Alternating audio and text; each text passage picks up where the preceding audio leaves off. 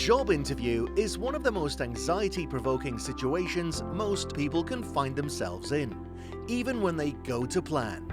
But what happens when you have your worst interview ever?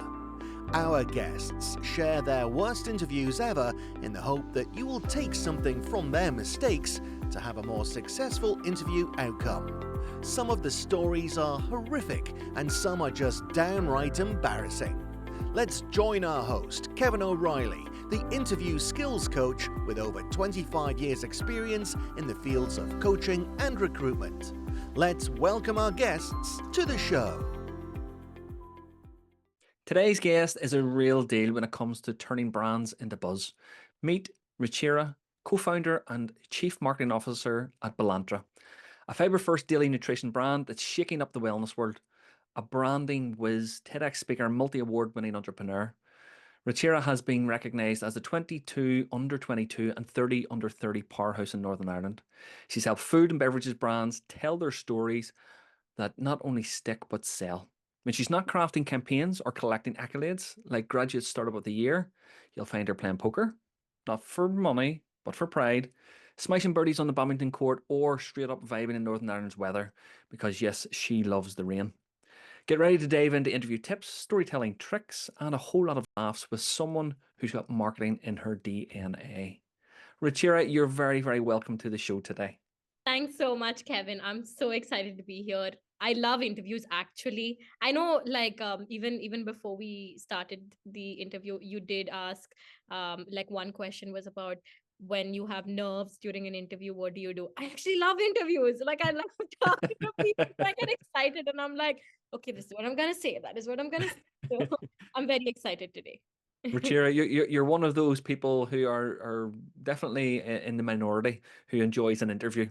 Yeah. There's a lot of people out there and a lot of my audience who hate an interview, absolutely dread the thought of an interview, and have stayed in positions too long because of an interview. Yeah. So where do we find you today, Richira? So today I am in Belfast. I am in the Queen Student Union building.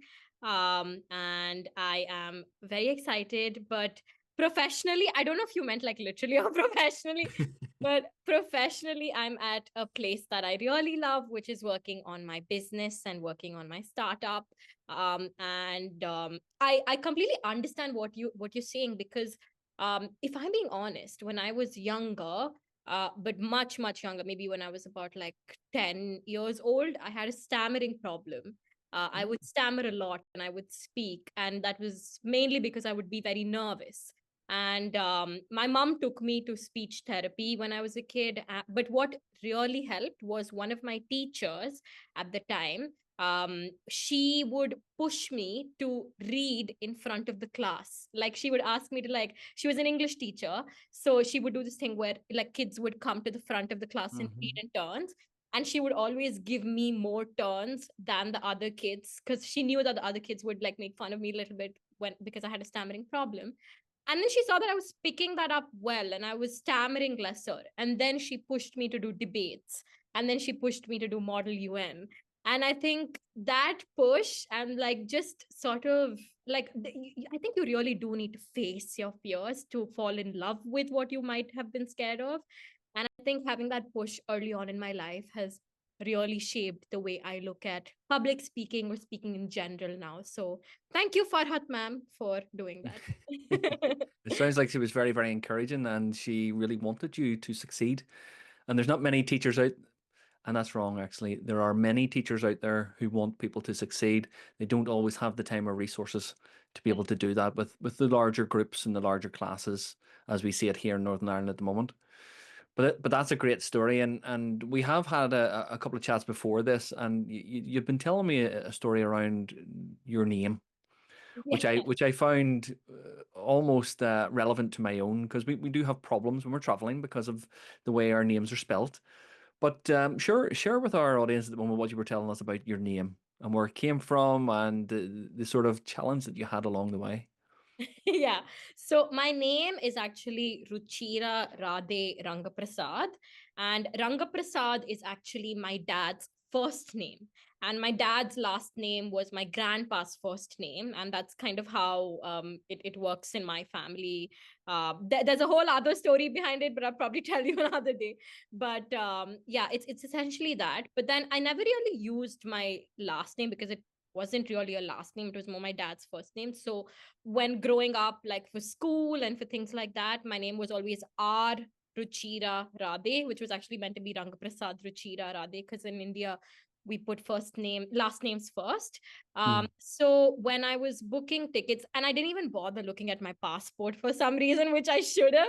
But when I was booking tickets to come to the UK for the first time ever in my entire life, when I was coming to do my master's in September 2023, which was only 2 years ago, um, I always would put my name as R. Ruchira Radhe. So I did the same. I put R. Ruchira Radhe. And then I'm all excited. I have all of my like sparkly luggage. I go up and I'm like, take my passport, give me my boarding pass. And the lady is like, your names are not matching. And I'm like, what do you mean? And then she was like, your name on your passport is Ruchira Radhe Rangaprasad, but the name you're booked in is R. Ruchira Radhe. And I'm like, at least 2 out of 3 names are right. Like, you just give me the boarding pass. And then they were like, nope. And then I was crying in the airport, and everyone's just looking at me and they're like, what is happening? But I was literally crying so bad. And then in the end, somehow, I don't know if me being super dramatic helped, but it did. And they said, okay, pay £10 and we'll get your name changed. And I was like, take 100, take everything. Like, I don't know. And then I got my name changed, and then I came. And then from that day, like, even if I'm filling out a tiny form, I double check on my passport, and then I fill my... Well, what a lesson you learned for only £10. Yep.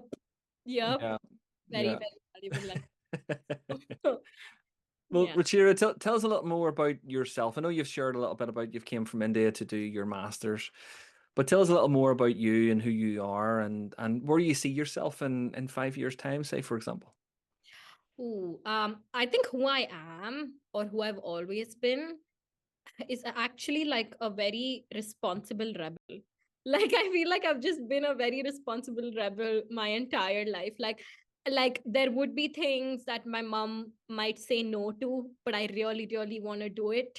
And I'll do it, but then I'll tell her much later. Like, for example, I remember the first time I colored my hair, she wasn't very happy, but then I didn't tell her until I finished coloring my hair. And then I told her on video call first, so that when I meet her in person, she'll be like lesser angry.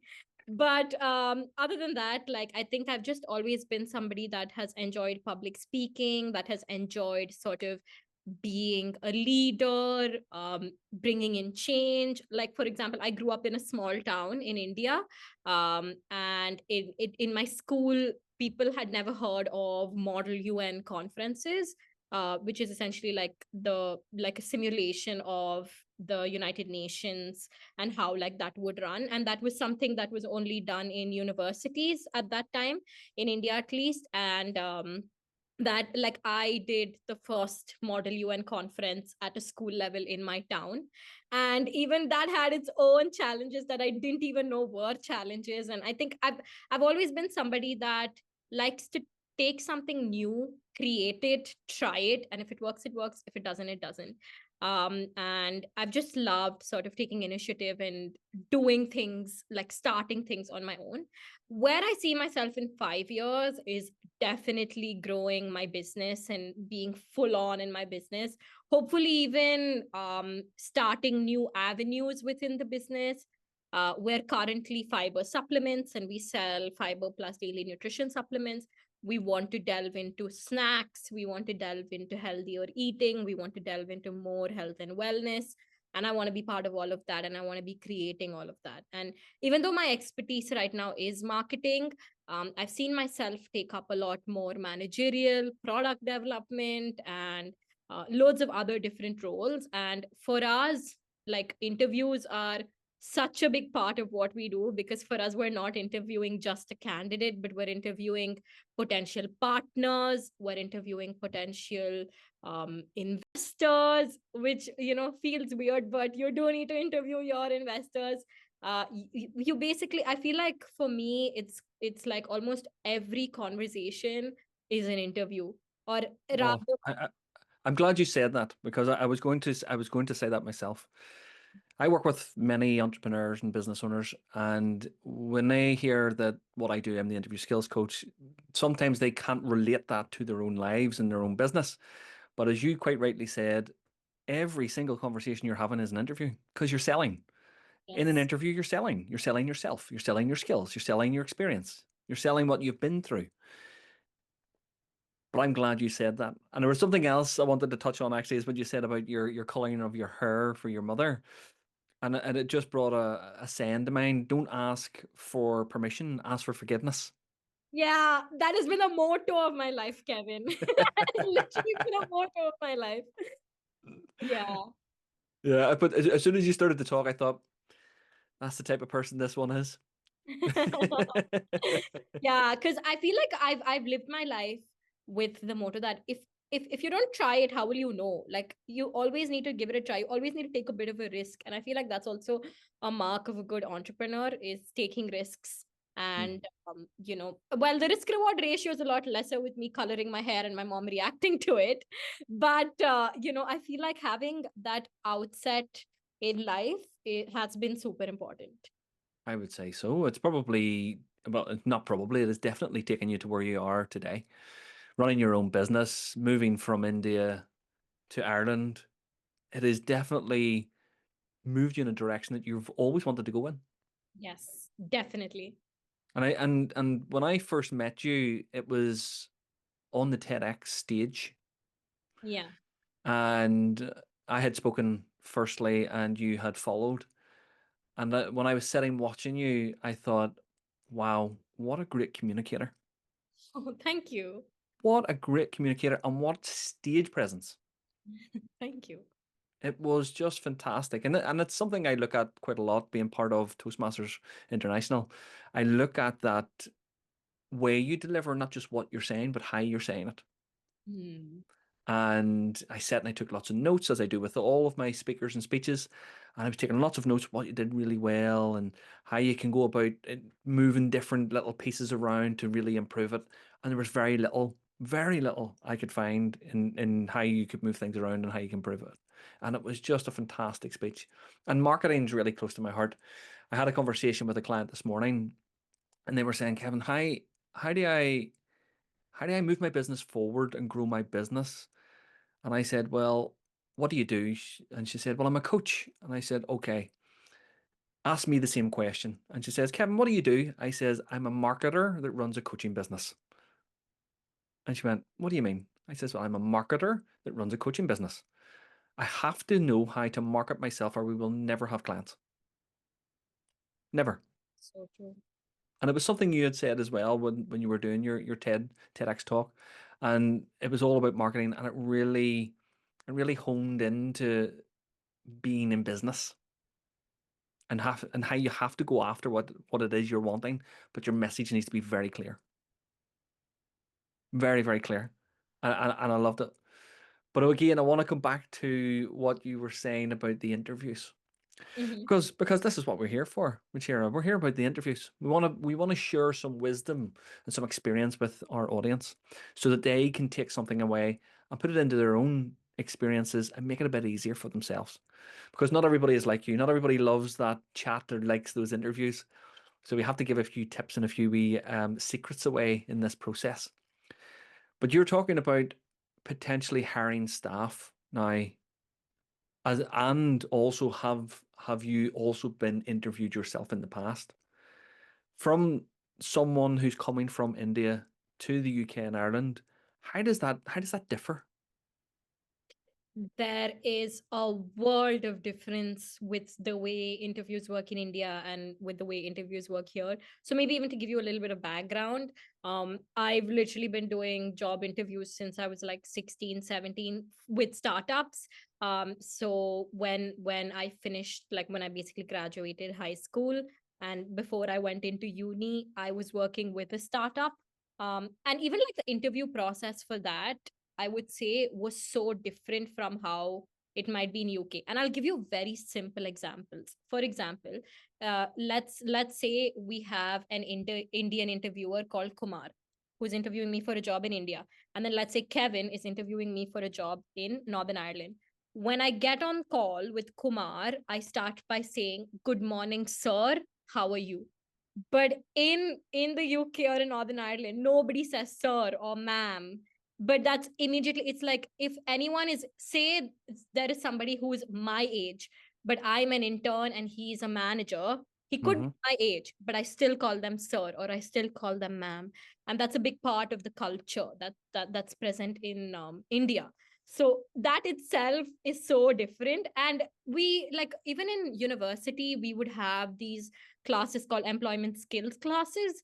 And Hmm. um, there, like, our employment skills coach essentially would be like, "Don't say sir or ma'am, like people here don't like it." But then we're like, but isn't that a way of paying respect? Like, isn't that culturally how it works? But it doesn't. That's number one. Like, even addressing the person is so different. Number two is when I get into my interview with Kumar, I don't talk. Like, I wait for Kumar to lead, and I wait for Kumar to jump right in and ask me questions either about like technicality or whatever. But in Northern Ireland, if I'm interviewing and I'm speaking to Kevin, Kevin is probably going to ask me, "How was your day? What did you do? How has it been? Did you go on holiday? Where did you go on holiday? How is the weather?" That kind of small talk, honestly speaking, Kevin, sometimes is awkward. Sometimes I don't really know what to say because the weather hasn't changed past couple of days, I'm like, I've not really been on days, and like, what do I say? What do I do? Or even like very little things like starting the email with "Hi, I hope you're doing well." Even like little things like that, I feel like it's just so different culturally. And I think picking up on these things matter a lot, because when someone's interviewing you, they're also interviewing your ability to talk to their clients. It's, Absolutely. it's Absolutely. you are essentially representing the person that is interviewing you in when you get the role. So it's so important that we culturally take time to understand who or how or what we say. And I Mhm. think, yeah, culturally it is very different. But what has helped me as an international student is actually just speaking to people, actually just speaking to my employability coach, or even speaking to local students or my classmates. Like, I had Irish classmates, Northern Irish classmates, and when the employability classes would happen, they were also right next to me. And like, the employability coach would mention a lot of things that they were just like, "Oh yeah, yeah, this is how it works." And I'm like, "Really? That's how it works?" And then I had the freedom to ask them very stupid, silly questions like, "Really, you don't say sir or ma'am here?" And they were like, "No, say sir or ma'am here." And I think it's important to find those people who you can ask stupid questions to. And I don't think there are any stupid questions. It's just the way I'm putting it. But I think it's really important to pay attention to small things. How are people writing emails? How are people signing off? How are people greeting each other when they see them first? How much time are they spending on small talk? Because if you let an Indian yap, they'll yap forever, which I think is pretty evident. But I think it's also understanding, where do you stop and where do you continue, or how much do you say, what do you say, what do you not say. I think sort of even understanding where to hold back a little bit and where to speak is so important. And these are all really important in an interview. And I think an other very important thing culturally, which is very different, is if Kumar asked me, "Ruchira, do you know how to use XYZ software?" Even if I probably don't know how to use XYZ software, I'm going to say, "Yes, yes, yes. I know all about it. I know all about it." But then if Kevin asked me, "Ruchira, do you know how to use XYZ software?" If I just said, "Yes, yes, yes, Kevin, I know how to use it," Kevin's not going to be happy. But then if I say, "Kevin, I actually don't know how to use XYZ software, but I'm open to learning how to use it. Mm. And I'm open to you teaching me a little bit. And if I get the role, I'm open to doing my own research before it." Kevin's going to be equally pleased. Like, Kevin's not going to be like pissed, but Kumar might be. Kumar will look at that as a red flag, but Kevin won't. And I think even Mm. understanding that, like, just being honest and being open about, "Yes, I know this skill," or "I don't know this skill, but I'm open to learn," is so important. That I feel like culturally has even taken me a lot of time to be like, "You know what, I actually don't know this and I actually need help with this." Because in, like, at least the way I grew up, it's like you're just meant to know. If you don't know, then you don't belong. That's just a kind Oh, of mindset that we've grown up in. But here it's not like that. Even if you don't know, there is somebody that is open to teaching you. And I think yeah, it's important to ask for help. yeah. And there's strength in that, and potentially what it sounds like is that it sounds like there's maybe a perception of weakness if you have to ask for help, but not Yeah. here. Not here. We are more forward about asking for help and support because, and I can only speak for myself, I know that I don't know everything Yeah. and I am not expected to know everything, Yeah. but I am expected to be honest and have integrity during the interview. Because how I see that is if you are dishonest during the interview, then that's how you will represent me in front of my clients. You will be dishonest in the job. Yeah. And there's so many things I picked up on what you had said there, and a lot of it seems cultural. And it's great actually, because I didn't think today we would go down the difference in cultural route, but I'm glad we did because we do have a lot of Indian students that come over, and people from India that come into Northern Ireland as well for work. And it's fantastic that you're able to explain that very clearly, exactly the differences within the culture. The sir and the madam, I did not know that was a thing in India. Thank you for sharing that. And but I can understand why that wouldn't work very well here in the UK. Now, for someone who's maybe a little bit more senior and older, that might work. But there are so many different things that you had said that I think you have to sort of break it down into small chunks because talking with your employability teacher, coach, they will have given you a lot of information. Trying to put all of that information together and pull it all together and change what you have been doing for years is very difficult to do. And I do have quite a few Indian coachees who are going for interviews all the time. And I never picked up on the sir. And when you say it, they address me as sir, and I have corrected them and said, no, it's Kevin. Yeah. Isn't that strange? It is. And I think, another thing is like Kevin, when you might have corrected them saying, oh no, it's not sir, it's Kevin, you wouldn't have thought much about it later on. But that Nope. candidate would have been like, oh no, did I mess up? Did I mess up? Like, does Kevin have a bad impression that I addressed him in the wrong way? And I think even getting in our head like this is also Mm. not good because Kevin wouldn't really think about it much after. Like to Kevin, it wouldn't have made a difference. But in our heads it probably would have made a difference, and I'm like, oh, did I Yeah. mess up already? And I think that also, like, when you start and Kevin corrects you and says, no, it's not sir, it's Kevin, I think that also, like, instantly puts in like a thing of, am I going to mess up, am I going to mess up? But I also think it's important to just be like, yeah, I made a mistake, I'm going to acknowledge it, and then I'm going to move on. Like, it's Yeah. done, it's dusted. And I think even having that is But so important. but you know yourself, Ruchira, that that isn't always the mindset of everyone, and it's Yes. very difficult to do that and teach that. Sometimes you have to go through it and experience it, and then come out the other side and go, oh, that wasn't as bad as I thought it was going to be. And then that's when we start to create certain behaviors that we then take into our next interview. Yeah. Now, whenever you were going for interviews, both in India and in the UK and Ireland, what would you recommend that candidates shouldn't do? So three things, I like to call them the three red flags. What are the three red flags that if you were on the panel, let's say for example, and a candidate came in and you went, "Oh, no way. I can't believe they said that," or "I can't believe they done that," or "I can't believe they wore that," or "I can't believe they said that." What are your three red flags that would put you off from hiring someone?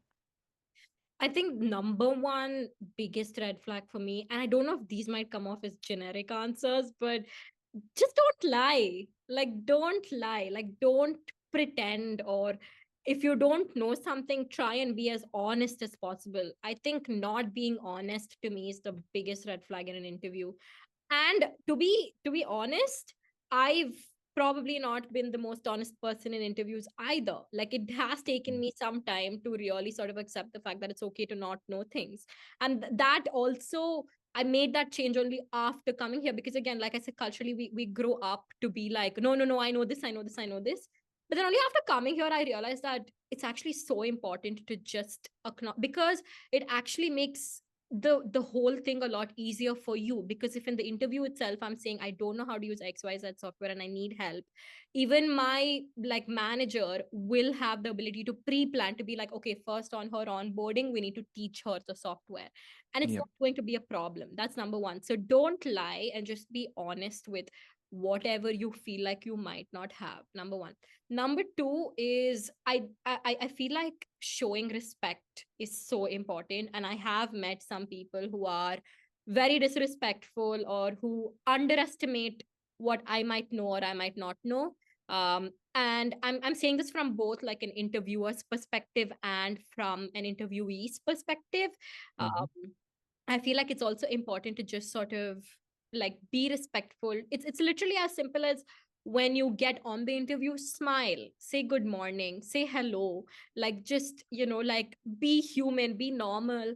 And I think that is also very important, that sometimes we overlook, like even just having like basic respect and not really being super like in your face. I don't know if that makes sense, but I It does. It does. yeah. Yeah. Yeah. I've seen it myself, and I know what you mean about the lack of respect.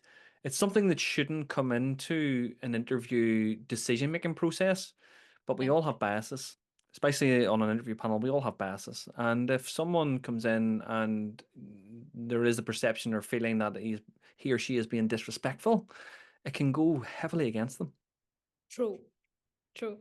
And I think for me, the third red flag is the ability to not listen. Like if I'm asking, say, a question, or if I'm giving instructions, or if I'm saying anything, if they're not able to listen, or if they're not able to, sort of um really acknowledge what I'm saying, then I know I'm going to have a hard time later on. I know Mm, I'm going to, and when I say not listen, what I mean is, when I'm saying, like, okay, Kevin, can you give me xyz xyz xyz info, even if I'm asking, say, three questions and you only understood the first question, like, answer the first question and then ask me, sorry, what was the other two questions you asked, and then go on with it, rather than, like, not really acknowledging the fact that I said something, and not, like, essentially listen, like listen to what is being said, and listen and pay attention, and like just try and be as present as possible. But I feel like, while I say this, because we did have a conversation about how, like, there might be some people who just can't pay attention or just can't yeah. listen. And I feel like that's, to me, I see not paying attention to, like, when I'm saying something as a red flag. But I feel like, and I'd like your opinion on this, is that something that I should change about the way I look at people? Because maybe some people just can't pay attention. You're right. Some people can't pay attention. Some people struggle to pay attention. Some people have a real medical reason why they can't pay attention. And How do we're not sure on that. And we're not sure because we've only met the person. you? So maybe it is what you've quite rightly said. Maybe there's a look inside yourself to think, is this an attention issue? Is this a listening issue? Is this a confidence issue? Because maybe, and what I had found in past years is, if I'm given an instruction, I know why I'm giving the instruction. I know what I want to achieve at the end, but maybe I didn't communicate that thoroughly. And especially if there's more than one or two options, or more than one or two things I want you to do, lots of people can't handle that. They need to know the first thing, then they need to know when it needs to be done by, they need to know how it's to be done, when it's to be returned and given back. So, in my experience and in my opinion, we have to ensure understanding. And it was something I discussed within my own TEDx speech, was about the confirmation of understanding. Hmm. And it's not just listening, because you could be sitting there right now just listening to what we're saying, but you don't understand. So it's confirming understanding. Yeah. and that's it. And once you confirm understanding and you check that they get it, Mm, that is communication in a nutshell. That is active, proper listening. true. It's not just hearing things, it's going back and saying, listen, I'm not too sure what that means. And there was something I read many years ago, and it changed how I was a manager and a leader. And any time that I ever asked someone to do something, I would always prompt them to say, Kevin, what does done look like? Mm, Because in my head, I know what done looks like because I've given you the instruction. But in your head, it could be something very different. So, for example, Ruchira, what am I holding up? 5. Okay. So for our audience, I'm holding up my right hand, my thumb, and my four fingers and my palm, and Ruchira saying 5. Mm, Okay. It's the same thing, but it's different. yeah. Okay. So when you check for understanding, you're literally helping people communicate at a level that resolves a lot of conflict, Mm, that actually increases success. definitely. I think that's actually very interesting the way you pointed that out, because I understand from the perspective of like when it comes to work, like even like I'm somebody that if you give me like 5 tasks at once, I'll still understand and I'll still be able to do it. But my manager, who was a phenomenal manager with I worked for a company called Grand Scale, and I had a manager called Aspa, and she would always, even if she's told me like the task and given me the instructions, she would always make sure to even put it down as a to-do list with all the related documents with it, with all the related things with it, on an email, and send it to me every single time. And it's like, even though I'm paying attention and I know exactly what she's saying, I still always go back to that email and I Mhm. always go back and check exactly what she said. And it all almost becomes like a tick box. Okay, instruction number 1. Have I done this tick? Have I done that? Yep. Have I done She's setting you up for success, Yeah. but also she's thinking about your learning styles. Yeah. So some people will be able to hear something and be able to translate that and do that. Other people are not able to do that because they are a visual person. They need to see it, then do it. Other people actually just need to do it. So there's different learning styles, and it sounds like your manager was really honed into what you needed. Yeah.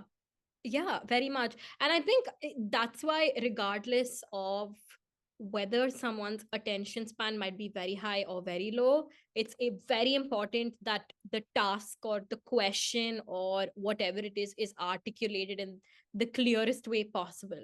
So I feel like my third red flag is a red flag only if the interviewer is also not able to like communicate properly. Like I feel like it's important. Like if the interviewer is giving full clear questions and full clear like a cut down of what they're saying, and if the interviewee is just not paying attention, like more like voluntarily, then I Mm, think that's a red flag.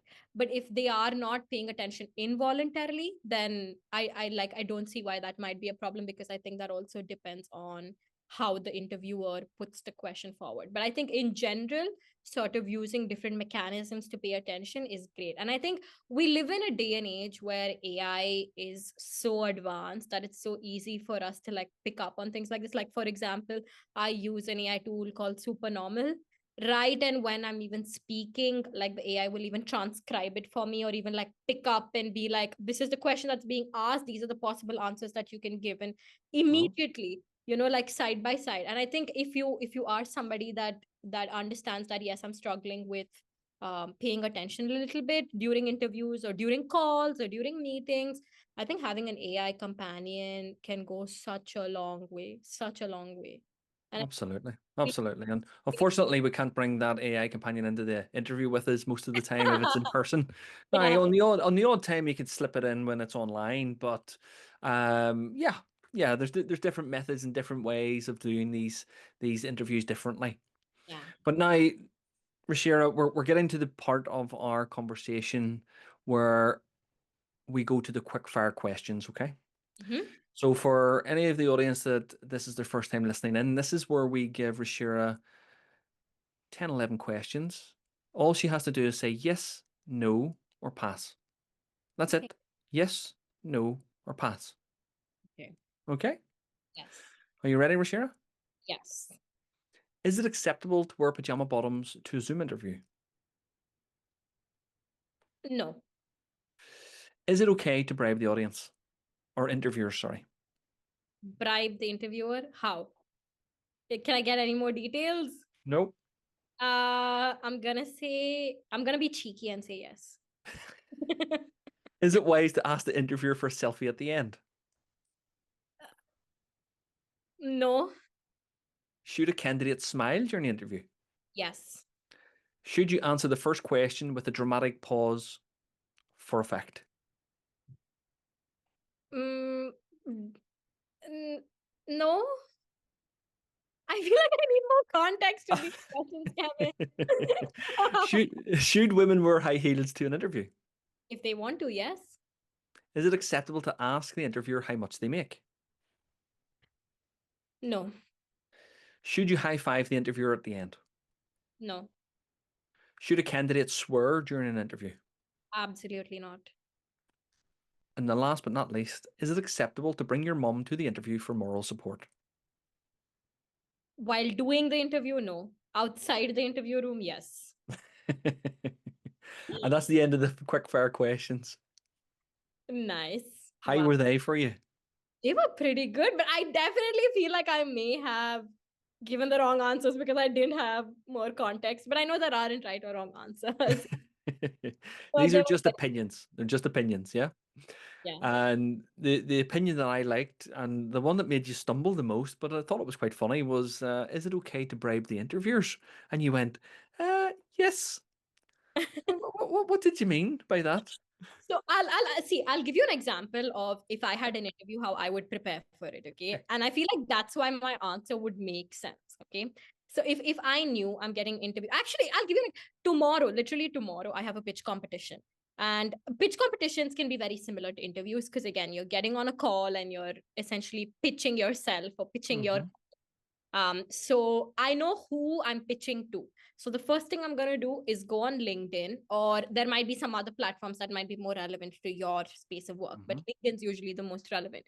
I would go on LinkedIn, I would connect with them, I would drop them a message, and I would say, "Hi, I'm doing this soon," or "Hi, I have an interview, and could you maybe give me some tips, or could you maybe tell me what you're expecting out of it, or could you maybe tell me what you're looking forward to?"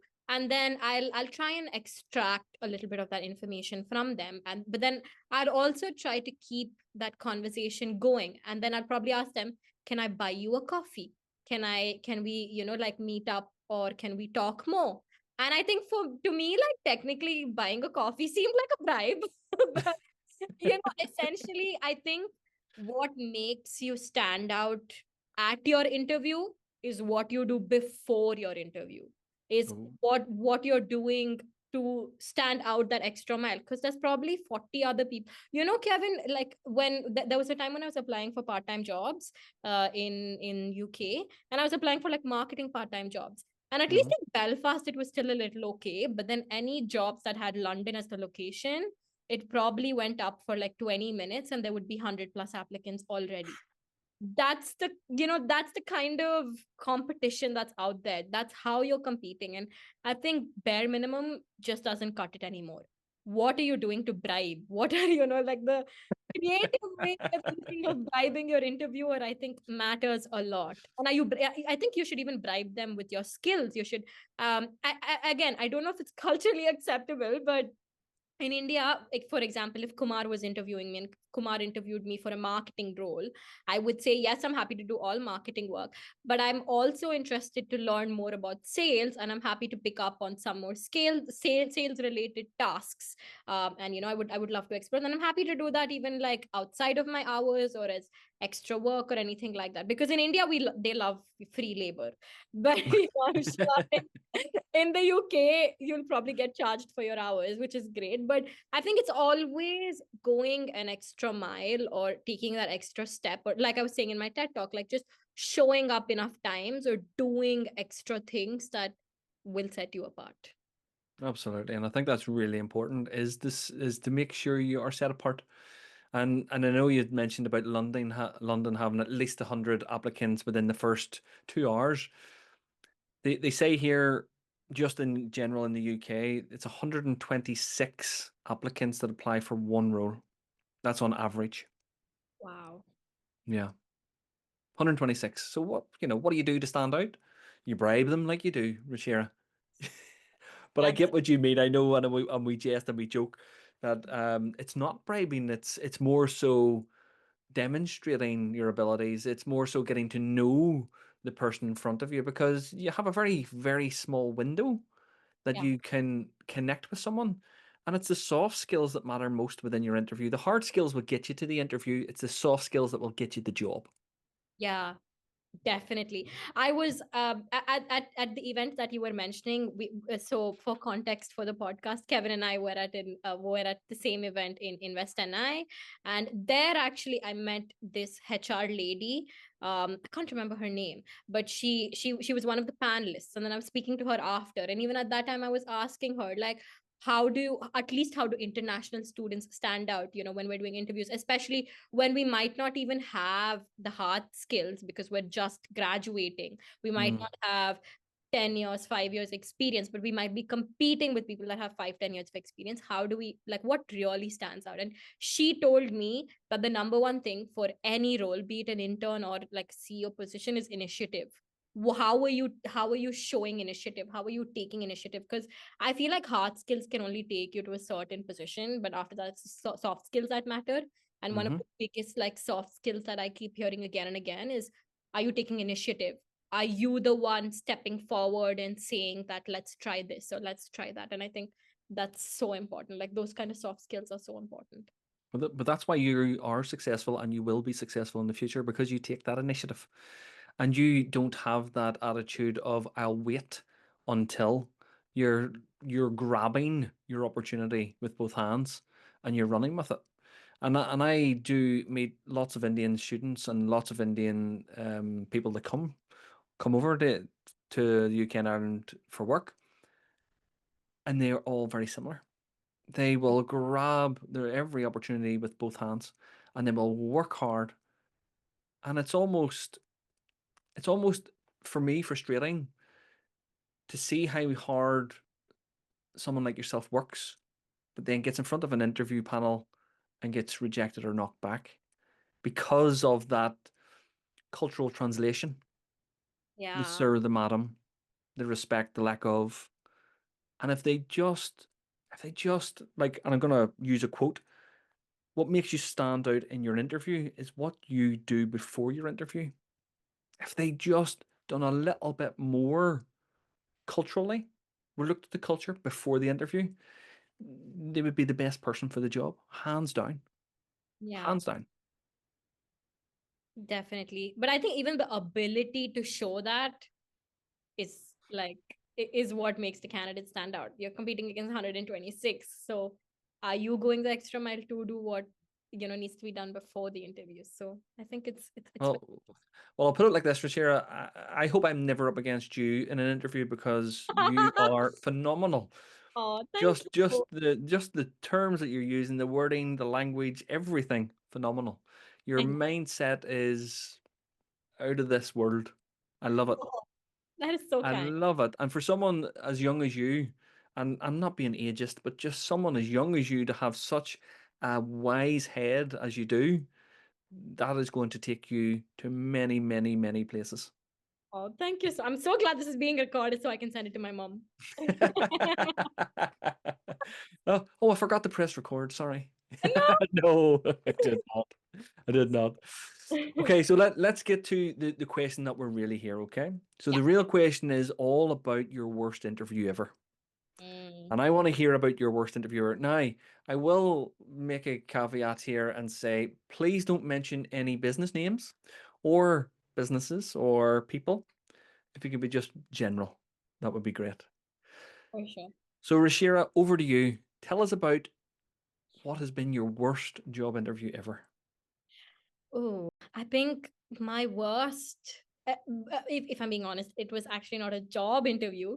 It was an interview for like a piece of funding that we wanted, or more like like it was a startup related thing. But it was very much like an interview, like a job interview, because that interview was based on skills. That interview was based on traction. That interview was based on how you're able to sell yourself, which I Mm-hmm. think is the base for all interviews.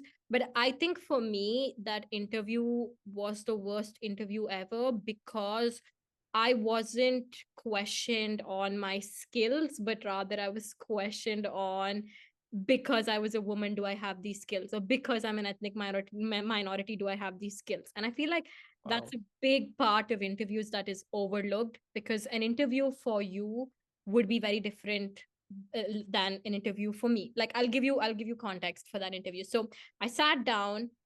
There was a man, a white middle-aged man, like across the room from me, and next to me was my co-founder, who is also a white middle-aged man.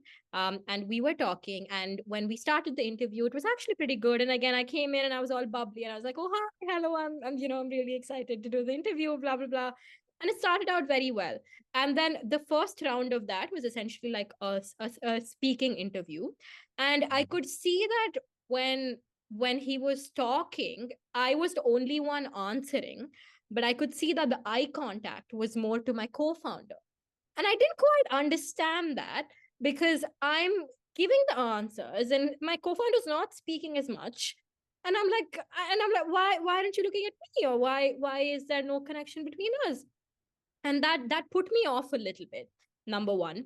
Number two was, when we finished the interview, he asked me one, like he told me one thing that really like shook me up a little bit, which was, so essentially that round was the in-person interview where I see him, and then the next round was going to be an online interview.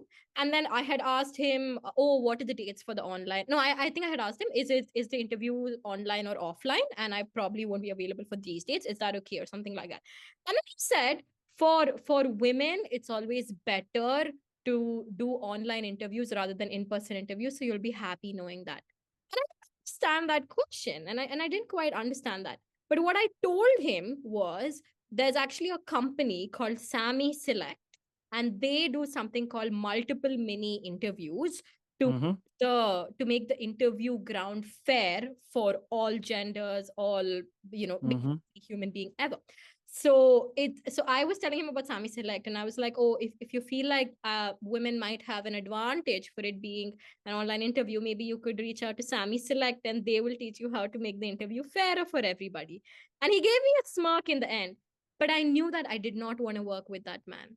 Like, I just knew that I did not want to be in the same room as him, because the thing is, all those little body language related things Mm. pulled my confidence down, and pulled, like, it made me question my ability, because I was like, is he not looking at me because he thinks I'm not competent enough, or I don't have enough experience? And to be honest, even Kevin, my co-founder does have more experience than me. Probably everyone in that room does have more experience than me.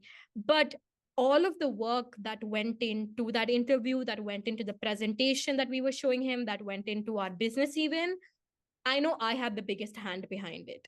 And I feel Mm. that should speak a lot louder than who is speaking. And I felt like that was my worst interview, because I felt like I was being judged on the person that I am, that was not in my control, rather than things that were in my control and that I was answering to him about. And even the thing that we, even wanted to talk about, it never went forward either, which I was kind of glad about. But I think Wow. that was probably my worst interview. And I think even at that time, like, staying calm and staying, like, not breaking down, I think was pretty important. Well, fair play, because you handled yourself with dignity in that moment when you were definitely being treated with a high level of disrespect, Yeah. regardless of what that was for. That should never be the case, and I can't. I was going to say I can't believe, but I can believe, because I've heard it and I've sat on some of the panels where potentially someone has made a comment similar. when no one was around, which I thought was disgusting. And I took myself off the panels Yes. because it was just, it was below, it was, it was below any normal standard. There should be a certain level of standards that a person has. And for a guy to not give you that time, respect, not even give you eye contact, that's disgraceful. It Absolutely is. disgraceful. But how did you handle yourself after that? I think again having my co-founder in that room helped because he definitely acknowledged what was happening too and he could see it too. But then I feel like after the interview, like when I was like, did you see what he was doing? Like he was not looking. And then he was like, yeah, I noticed that. But I don't think he understood it in the same perspective that I understood it, or the Yeah. same perspective that it did hurt me. But I think having him in that room and look at what happened helped me sort of like debrief it and be like, this is just one interview, this is just one thing that that is a hurdle. But I think what helped me the most was knowing the stories of so many others that faced something similar. I knew of Sammy Select because my dissertation for uni was essentially like the barriers in female entrepreneurship and what Hmm. what is not crossing the line. And I had interviewed the same company that I was telling about, Grand Scale. I had interviewed the founders of that company, both women. And one of them was telling me about how they got a seat in boardrooms only because they wanted a skirt in the boardroom.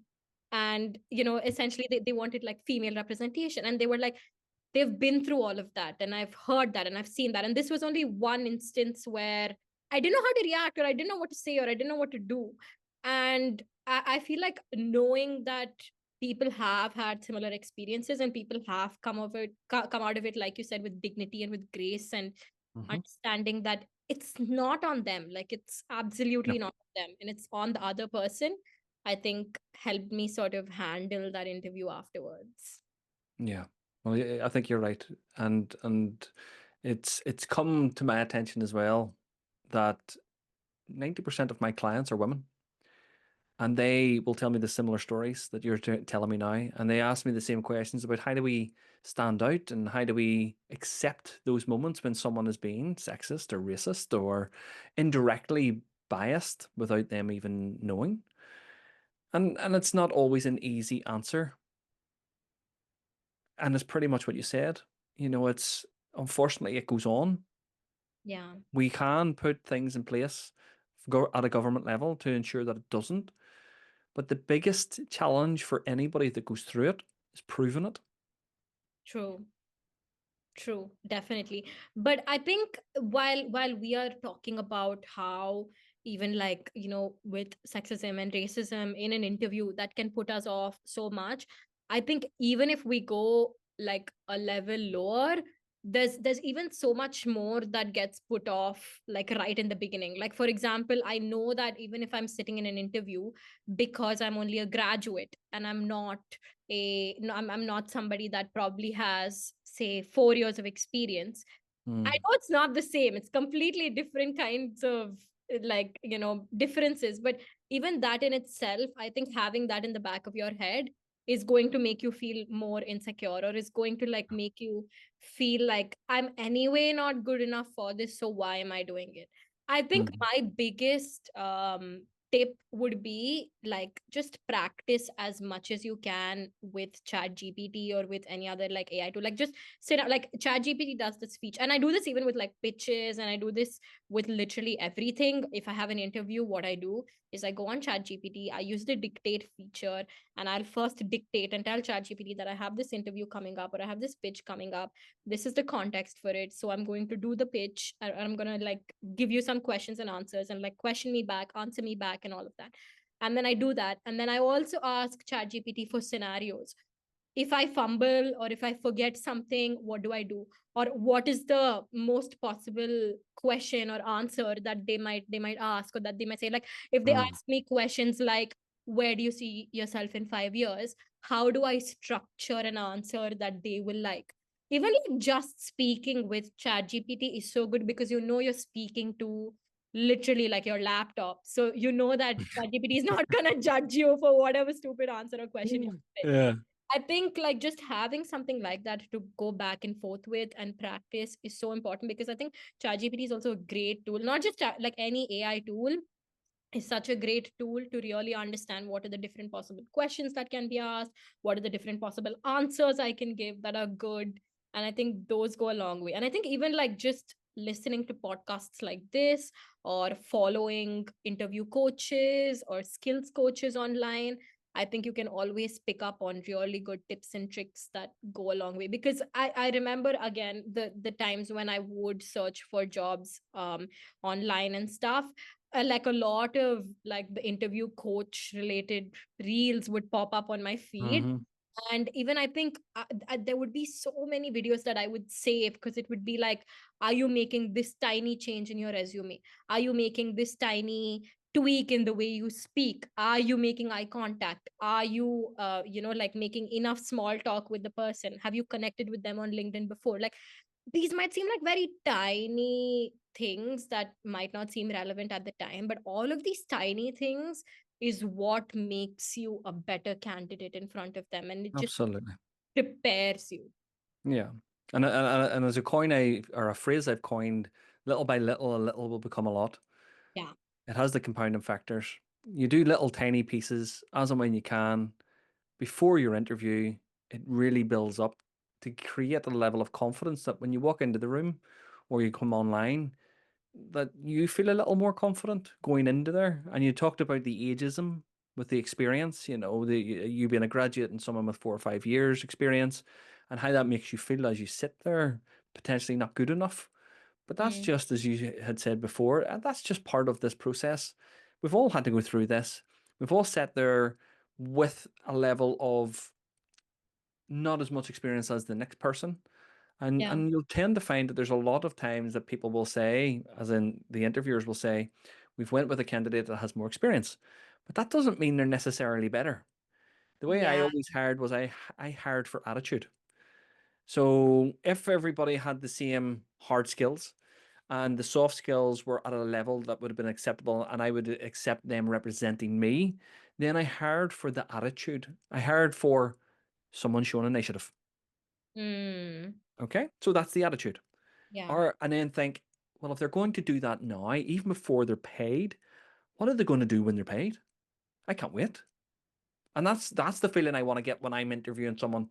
The feeling of I can't wait to hire this person. Exactly. That is so true. And I think like another point that I wanted to mention was like, again, like just talking about like how, but I feel like again, as much as, but like when you say, I can't wait to hire that person, that is the dream feeling that we want from the interview. Like that is what we want to achieve.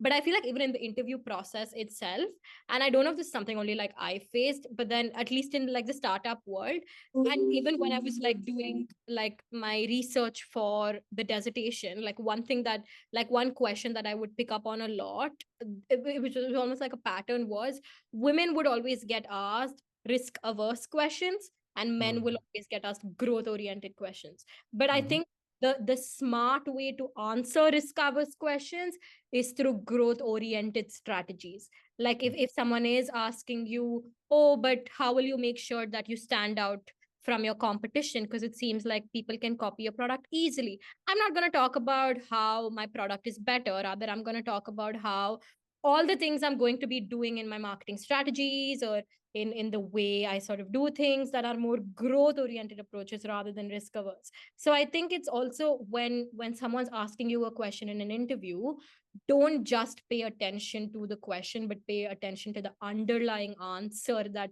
the Mm-hmm. interviewer is expecting. Like yes, they're asking something that might have an X answer, but maybe your answer needs to be X plus Y. You Yeah. might need to give more than one part to that answer to really strengthen it. And I think even like sort of understanding all of that would make you more, like, yes, I want to hire that person. Yeah. And it creates in the business world, it creates more value to the person buying, and the person buying would be the interviewers in the business. So they're buying you in a sense and giving them more value. Then all you're doing is ticking more boxes. ticking boxes they didn't even know they needed ticked. Exactly. Ruchira, this has been amazing. I mean, the last probably over 60 minutes now has Yeah. just absolutely flown in. There has been so much for our audience to take away from what we have both discussed today. But there are a couple of points that I just want to make clear and bring back to the forefront, just for everybody to remember. And it's don't ask permission. Don't ask for permission. Ask for forgiveness. You know, Yeah. reach out to these people before, as and when you know who they're going to be in an interview, and reach out to them. Have a conversation with them. Try to follow it up with a coffee, not a bribe, a coffee, but try and get yourself in front of these people, because people buy people. And it's much easier if they already know a little bit about you. And once they get to know you, it's so much easier then for them to say yes. But what I did love most about what you were saying was, what makes you stand out in your interview is what you do before your interview. So true. But it's also true about life. It's also true about entrepreneurship.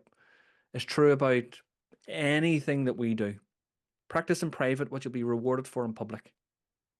Prepare, prepare, prepare. And you sound like a bit of a prepper like myself. Yes. As best we can, we prep. So, Richira, if someone wants to reach you and discuss anything we just discussed, or something about your product or your business, where can they reach you? They can reach out to me on LinkedIn. It's Ruchira Rangaprasad. If you just look up Ruchira Rangaprasad, I'm pretty sure I'm the only one with that name.